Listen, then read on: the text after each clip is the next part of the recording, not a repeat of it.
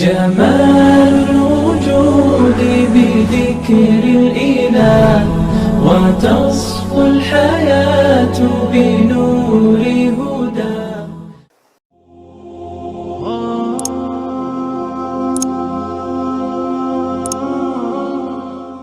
Kata Nabi Muhammad SAW di dalam satu hadis Hasan, riwayatnya Imam At-Tirmidzi itu bertanya kepada para sahabat, diriwayatkan oleh sahabat Ibnu Mas'ud radhiyallahu anhu, tahukah kalian siapa orang yang diharamkan oleh Allah Ta'ala masuk neraka? Maka Nabi kita Muhammad SAW menjawab, karena para sahabat tahu ketika Rasul kita bertanya bukan berarti belum menguji, belum kepingin mencari perhatian para sahabat agar memperhatikan dengan seksama nasihat beliau. Maka Nabi kita Muhammad SAW menjawab, kullu qaribin hayyinin layyinin sahlin. Ini artinya apa kabeh lho Bapak. Jadi kalau panjenengan mangke nggadahi putra kakung yo namakan qarib. Ya. Kalau perempuan hayyin atau layyin atau sahlin ini mas nggih. Pak Sahal. Nggih. Siapa itu orang-orang yang diharamkan untuk masuk neraka? Kata Rasul kita Muhammad SAW, kullu qaribin, orang yang dekat, orang yang mana orang itu dekat dengan dia karena kebaikan-kebaikan dia. Ini yang sepindah. Hayyinin, orang yang rendah hati. Nggih, layyinin, orang yang lembut, pembawaannya tenang. Sahlin, orang yang urusan dunyane gampang. Allah itu suka dengan orang yang kalau punya urusan duniawi dia bikin gampang. Nggih. Bayar karcis parkir tulisannya 1000, jebule duitnya 2000. Nggih to nggih pun Mas, sing 1000 kagem panjenengan. Berarti nimbang nunggu nganti 10 menit, nunggu duit 1000, ra dibalik-balikke. Bareng jebule ditinggal luar tukang parkir nesu-nesu, awas kowe. Sesuk meneh ora bakar bayar parkir. 1.000 rupiah ibu-ibu bapak-bapak. Nabi kita Muhammad SAW itu kalau beliau mendapatkan pinjaman dari orang maka beliau ganti lebih banyak, bukan riba loh. Bukan riba loh, Cik. Riba itu kalau ada kesepakatan sebelumnya. Mas, panjenengan kalau pinjam uang besar 100.000, nggih nanti panjenengan memberikan infak nih, Mas. Seikhlasnya. Nah, itu riba itu. Kenapa? Karena itu kesepakatan di awal. Ning kan tidak ditentukan besarnya, iya, tapi kan wajib, nggih toh? Ibu-ibu yang ikut koperasi nggih ngoten. Nggih, itu riba itu. Dan ribanya seikhlasnya, berarti ribane seikhlas ini wow. Ya. Rasul kita tidak, Rasul kita itu kalau membuat pinjaman, beliau kembalikan lebih baik. Dan beliau tidak membuat perjanjian di depan. Ya, dibikin gampil ibu-ibu bapak-bapak. Nabi kita Muhammad SAW kalau beliau membeli barang tidak pernah menawar. Nabi Muhammad lho nggih, nek awake dhewe rada semaput niku. Apa meneh itu kuning Malioboro rada susah niku Bapak. Tetapi Rasul kita betulan, Rasul kita kalau membeli maka beliau tidak menawar. Dibikin gampang. Nggih. Nabi Muhammad. Ya, fawasikum wa iya nafsu bitaqwallah. Mari kita bertakwa kepada Allah. Allah suka dengan orang yang seperti itu. Ya. Huwallazi anzala sakinata fi qulubil mu'minin. Dialah Allah yang menurunkan ketenteraman di dalam hatinya orang-orang mukmin. Untuk apa? Untuk menambah keimanan. Jadi ketenangan sikap, ketenangan jiwa itu Allah berikan kepada orang yang beribadah kepada Allah agar dia semakin dekat dengan Allah dan semakin bertakwa kepada Allah Subhanahu wa taala. Begitu ibu-ibu bapak-bapak. Ya. Jadi kebahagiaan hidup Allah berikan hanya kepada orang-orang yang beriman agar orang yang beriman semakin beriman kepada Allah, semakin dekat dengan Allah. Kenapa? Karena semakin dia dekat dengan Allah, semakin bahagia hidupnya dan semakin tentram kehidupannya. Siapa yang menyampaikan? Allah Ta'ala di dalam ayat ini. Ayat yang lain, Al-Fatah ayat 18. Laqad radiyallahu 'anil mu'minina idh yubayyi'unaka tahta asy-syajarah wa 'alima ma fi qulubihim wa anzala as-sakinata 'alaihim wa asabahum fathan qariba. Sungguh Allah telah ridho kepada orang-orang mukmin ketika mereka berjanji setia kepadamu di bawah pohon. 1.400-an orang lelaki perempuan sahabat yang ikut bai'atur ridwan.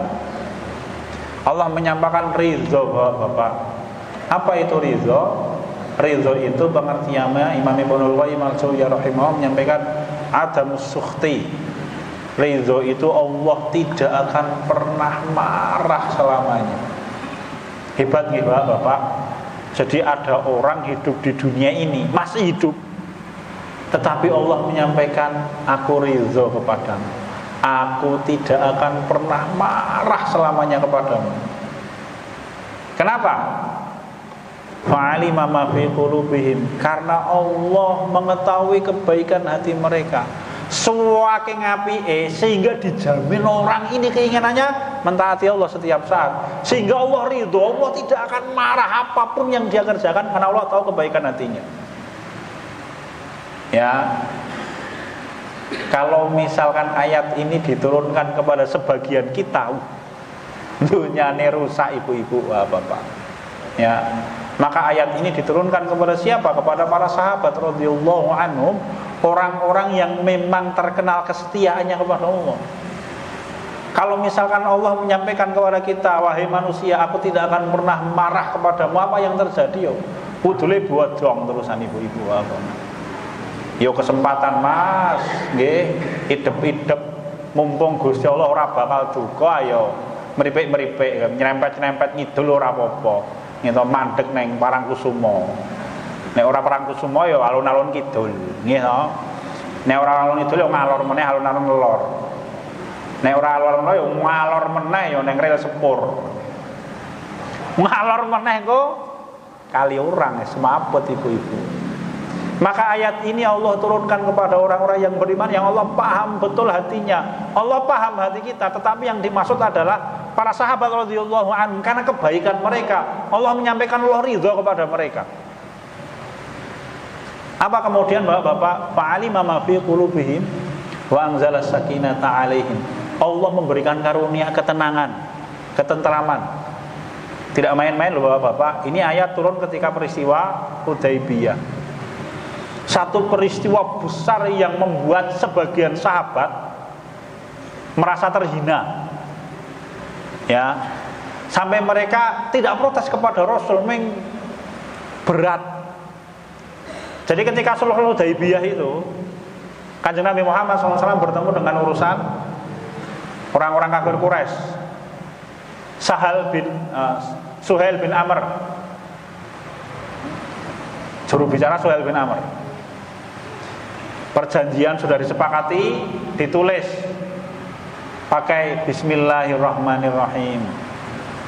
Orang-orang kafir Quraisy menolak. Kami tidak mengenal siapa itu Ar-Rahman, siapa itu Ar-Rahim. Ganti. Kemudian penanda tangannya Muhammad Rasulullah. Wong-wong Quraisy ora tampa. Ganti itu jadi Muhammad bin Abdillah. Nabi kita Muhammad SAW menerima. Ya, dari Muhammad bin Abdillah. Ditulis Bapak Ibu-ibu. Isi perjanjiannya ya sangat merugikan secara logika bagi kaum muslimin. Orang-orang Quraisy itu menyampaikan kalau ada orang Quraisy yang masuk Islam lalu pergi dan lari ke Madinah, maka orang-orang Madinah harus mengembalikan ke Makkah. Tetapi kalau ada orang Madinah yang murtad bergabung dengan orang-orang Quraisy, maka orang-orang Quraisy tidak diwajibkan untuk mengembalikan orang itu ke Madinah. Merugikan Bapak. Secara logikane manusia. Ya, sampai waktu itu Umar bin Khattab radhiyallahu anhu itu bertanya kepada Rasul. Beliau tidak marah kepada Rasul, beliau kepengen menenteramkan hatinya. Beliau bertanya, ya Rasulullah, bukankah Islam itu agama yang benar? Benar. Setelah itu Umar bin Khattab bertanya, ya Rasulullah, bukankah engkau betul-betul utusan Allah? Benar. Nggih. Mungkin ade batin gek piye ya awake dhewe dipelkothong ngene kaya gelem-gelem bae, kira-kira begitu. Ya. Sampai dikisahkan kemudian akhirnya Rasul kita memerintahkan pasukan Islam kaum muslimin untuk balik ke Madinah. Sudah kita tidak jadi pergi ihram, pergi haji, semuanya pulang. Kemudian Rasul kita bertahalul. Rasul kita memerintahkan para sahabat untuk tahalul. Itu tidak ada satu sahabat pun yang tahalul, Pak. Bukan karena para sahabat maksiat kepada Rasul. Sahabat itu masih urung iso nampa perjanjian yang sangat merugikan mereka. Para sahabat tidak ingkar kepada Rasul. Buktinya apa? Rasul kita kemudian menyampaikan kepada Ummu Salamah radhiyallahu anha, lalu Ummu Salamah menyampaikan, "Ya Rasulullah, panjenengan keluar dari kemah. Panjenengan nanti tahalul, lalu panjenengan menyembelih korban, maka nanti mesti kaum muslimin yang lain ikut." Betulan itu. Kemudian Rasul kita keluar dari kemah, lalu menyembelih, beliau tahalul, lalu kemudian belum menyembelih korban, maka para sahabat tanpa dikomando semuanya tahalul, kemudian belum menyembelih korban. Selesai, Bapak. Goncangannya besar, ibu-ibu, Bapak. Ya. Para sahabat betul-betul merasakan tekanan yang luar biasa, tetapi mereka bisa membawa diri, sehingga waktu itu tidak ada satu darah yang tertumpah.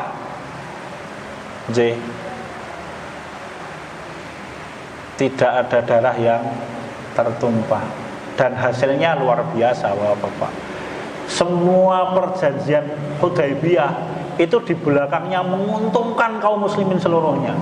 Bayangkan kalau misalkan para sahabat ngotot, kemudian akhirnya jaluk gelut di tempat itu. Para sahabat kalah, meskipun jumlah mereka besar 1.400 orang, tetapi mereka ngeluruh ke Makkah. Dan para sahabat radhiyallahu anhum tidak berniat untuk berperang, mereka berniat untuk melaksanakan haji. Ya, maka nanti diganti tahun selanjutnya Umratul Qadha itu. Isi perjanjian itu luar biasa loh, Bapak, akhirnya. Kenapa? Rasul kita Muhammad SAW memahami bahwa tidak akan ada orang Madinah yang murtad kemudian bergabung dengan orang-orang Quraisy. Tetapi akan banyak orang-orang Quraisy yang masuk Islam. Betulan, Bapak, orang-orang Quraisy masuk Islam. Bahkan termasuk yang masuk Islam itu anaknya Suhail. Ya. Nanti Suhail bin Amr masuk Islam nanti setelah Fathu Mekah. Jadi sebelum Fathu Mekah itu anaknya Suhail bin Amr itu masuk Islam. Abu Jandal namanya. Ya. Jadi ketika dia masuk Islam lari ke Madinah. Sebagaimana ikatan perjanjiannya, semua orang Quraisy yang masuk Islam harus dikembalikan ke Mekah. Betul, ibu-ibu, Abu Jandal dijemput oleh orang-orang Quraisy. 2 orang yang menjemput. Dibawa ke Makkah. Abu Jandal tahu kalau sampai di Mekah bahaya, resikonya iso mati. Maka di tengah jalan, ketika 2 orang itu sedang lengah, Abu Jandal bisa mengambil senjatanya, kalah 2 orang itu, mati. Akhirnya Abu Jandal tidak lari ke Madinah, tetapi beliau menetap di jalur perdagangan antara Mekah menuju Madinah. Jadi di tengah-tengah Mekah dengan Madinah itu ada wilayah padang pasir kosong. Abu Jandal tinggal di situ. Kemudian semua orang-orang Quraisy, anak-anak muda yang masuk Islam, karena tidak mungkin pergi ke Madinah, bergabung dengan Abu Jandal. Oke. Apa yang dikerjakan? Yang dikerjakan adalah semua kafilah dagangnya orang-orang Quraisy mereka hadang, mereka serang, Bapak Ibu-ibu. Wah, kocar kacir, akhirnya orang-orang Quraisy bangkrut. Ya. Kemudian mereka meminta kepada Rasul agar perjanjiannya diganti. Kenapa? Karena rupanya merugikan mereka itu. Akhirnya oleh Rasul diterima. Abu Jandal dan teman-temannya sekitar 30 orang pergi ke Madinah, bergabung dengan kaum muslimin. Ya. Betul hadirin sekalian, menguntungkan kaum muslimin. Kenapa? Karena Rasul tahu tidak akan ada sahabat yang murtad. Ya, Rasul kita Muhammad SAW tahu persis itu. Hasil dari apa ini, ibu-ibu, bapak? Ketenangan jiwa. Jadi, maka Allah Ta'ala suka dengan orang-orang yang hatinya tenang. Ada beberapa hadis kita bicarakan, ayat-ayatnya kita lewati.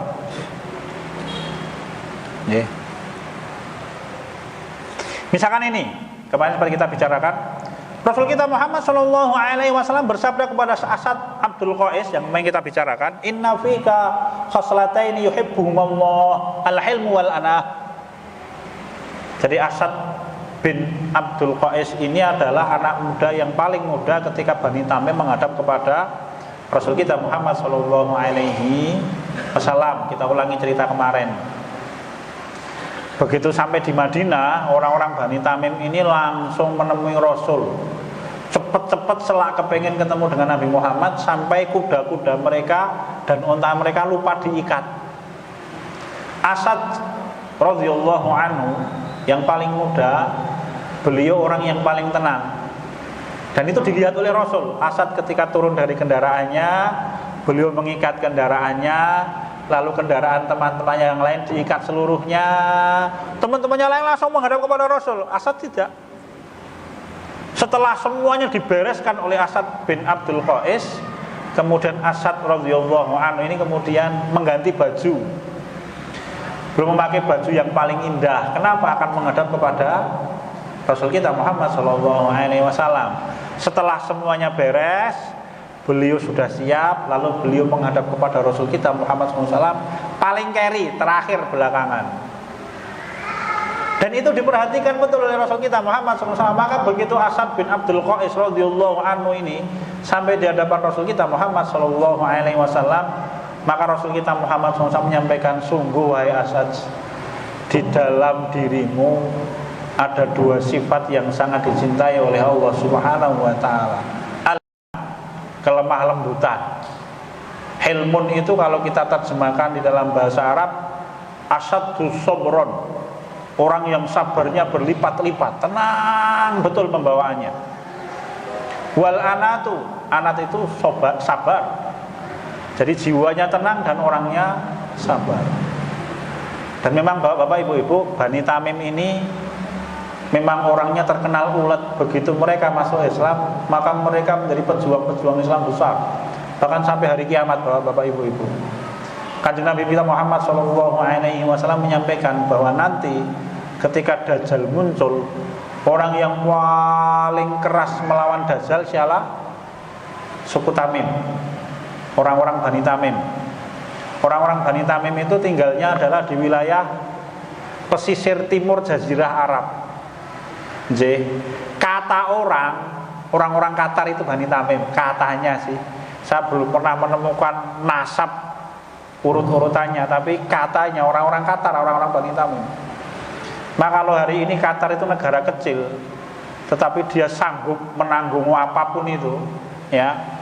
Karena Qatar itu negara yang memang dikenal memberikan bantuan untuk kaum muslim di berbagai macam wilayah. Ya, dan bantuannya tidak hanya miliaran, Bapak, triliunan rupiah Qatar itu. Ya. Dan dia sanggup menanggung semua resikonya. Orang-orang Bani Tamim terkenal begitu. Orang-orang yang jiwanya kokoh, pemberani, kendel-kendel, dan ketika memegang kebenaran maka mereka adalah orang yang sangat kuat. Maka Rasul kita Muhammad SAW menyampaikan bahwa besok ketika Dajjal datang, orang yang paling keras perlawanannya kepada Dajjal adalah Bani Tamim ini, orang-orang suku Tamim. Dan Asad bin Abdul Qais adalah salah satu dari kabilah Bani Tamim. Beliau berasal dari suku Abdul Qais. Begitu hadirin sekalian, asyhadu wa iyyakum. Di dalam hadis yang lain Rasul kita menyampaikan, nah ini ada kisah ini.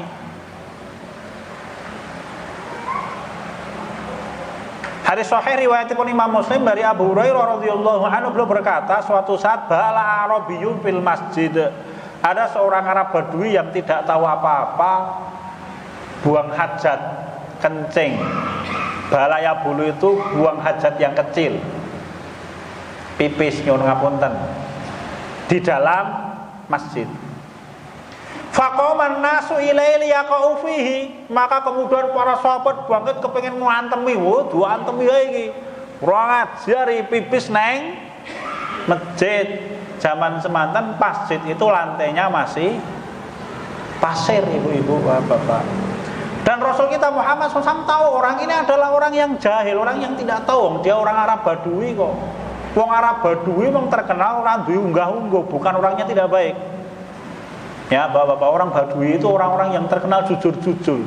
Kalau suka dia mengatakan suka, kalau tidak suka dia mengatakan tidak suka. Kalau baik dia katakan baik, tidak baik dia mengatakan tidak baik. Ya, Wah, ketika melihat para sahabat marah harap ngantem, ya Rasul kita menyampaikan jauh, biarkan saja, biar dia menyelesaikan hajatnya. Oh ini loh, Rasul kita meskipun tidak suka, kenapa? Karena masjid itu bukan tempat untuk membuang najis. Ada orang yang membuang najis di dalam masjid, pakai tang mojok.